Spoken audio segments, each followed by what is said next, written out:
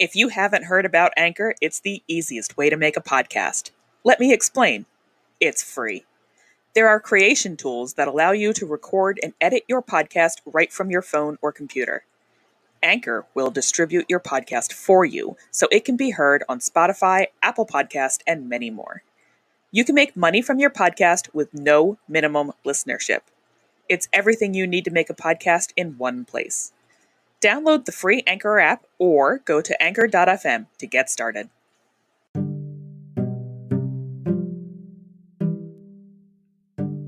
Welcome to All By My Shelf, a blog and podcast about reading and writing middle grade and young adult literature. I'm joined today by Brandie June, the debut author of Spun, which published on June 8th, 2021.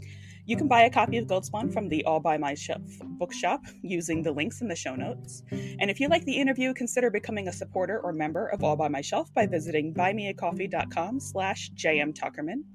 Supporters and members get the opportunity to add their questions to my interviews, such as this one, and we'll be getting special extended interviews once Buy Me a Coffee opens up their podcast feature. We are recording on June 26th, 2021. Let's get started. So hi, and thank you so much for being here and all that good fun stuff. Wonderful. I'm delighted to be here. Yay. Can you give us a little pitch for Spun just to get us rolling? Happy to. So Spun is a YA fantasy retelling of Rumpelstiltskin, but told from the perspective of the miller's daughter. Except this time, the miller's daughter is a con artist, and the Rumpelstiltskin character is this mysterious fairy boy. Love it. Love it. I'm down. I'm so down for retellings. I love retelling. One of my questions is literally about how much I love retellings, but that's for later. So my first one is, originally the miller's daughter is a victim of her father's lies and the prince's cruelness, which sucks for her. So what inspired you to make Noor more of a kind of desperate con artist? I love the old fairy tales. I love how dark and creepy they are. But I also really wanted to dive into the character of Noor, and the whole seed of doing this story was to give her the agency, because in the original, as you mentioned, she's really very, very passive. She's this poor, sweet victim who's, blameless. Her dad says she can spin gold. The king makes her do it. And she's really just waffled around. So I really wanted to give her the agency. I wanted her to make the decisions in her life. And Noor doesn't always make the best decisions. She's not always doing the right thing, but she's doing what she feels is going to be right for her and her family. And even when she makes a mistake, she gets to make that mistake. So I really wanted to give her so much of the agency. And that's why I decided to do the story from her point of view. Nice. I love that. The ultimatum that she gets from the prince and the king in the story, I'll either marry you or cut your head off, is a very fairy tale-esque pickup line, and it is also the right.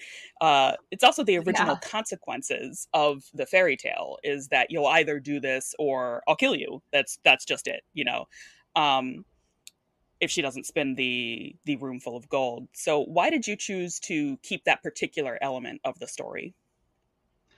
It was challenging. For a long time, I was trying to figure out what the stakes should be in that instance, because as in the way that I wanted to give Noor more agency, I also wanted to make the king character, who is Prince Casper in my book, I wanted to make him more empathetic as well. I feel from a modern perspective, the king in the original story is very much a villain, even though originally he might have been not so much, because they get married and quote unquote live happily ever after. But really his actions are rather sinister. So in my retelling, I wanted to find a way that they still have this big clash. She's lying to his subjects. She's swindling his people. He sees that. He wants to make an example out of her because he wants to protect his subjects. He's also thrust into the position of about to be king, which he wasn't which as a second son, he wasn't expecting. So he has his own kind of insecurities about becoming a ruler and wanting to prove himself. So he almost spur of the moment comes up with the, well, I'm going to make an example of you because you're, in my mind, you're doing a bad thing to my subjects. So to protect them, I'm going to give you this ultimatum. I will marry you, or basically this banishment with threat of death. And part of that was he has no plans to marry her because he doesn't expect her to actually spin the gold. He thinks she's a con artist. And on the other hand, the sort of penalty, this threat of exile and death was something he kind of comes up with spur of the moment when he's pressed for it later. I had sort of this idea that he was originally like, well, I'm just going to make an example and humiliate you, and then quietly you can go your own way. But, when pressed for, he's like, oh, I guess I do need to come up with some sort of punishment. So here it is. Yeah. Like the best off the top of my head punishment is your beheading. I love that.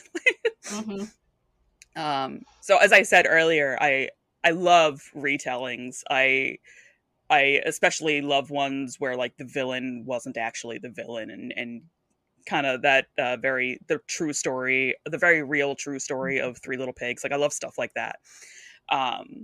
So I think that they reward as well as frustrate well-read readers. So what would you say to readers who believe that it's impossible to completely shock anyone in that genre? I mean, I also really love morally gray characters. Mm-hmm. They are my favorite to read about. They're my favorite to write about. I love the villains that you can empathize with, and the hero characters that are not perfect and are deeply flawed, but you still root for them. And as far as readers who don't think things can be shocked, I think fairy tale retellings walk this fine line that's, beautiful when well done, of you want to give a reader something that feels old and familiar and almost sacred in the way that the bases of these stories have been retold for hundreds of years. So there is something that feels very familiar, but at the same time, you're getting a new experience, a new twist on things. There are surprises because, the author, in this case me, that's exciting, is putting a new spin on it, has a different twist on the story. And one of the most delightful things that I've been able to experience as an author is people who tell me, oh, such and such surprised me at the end. And I won't say what that is because I don't want to ruin anything, but that's always been really exciting. That's great. I love that answer.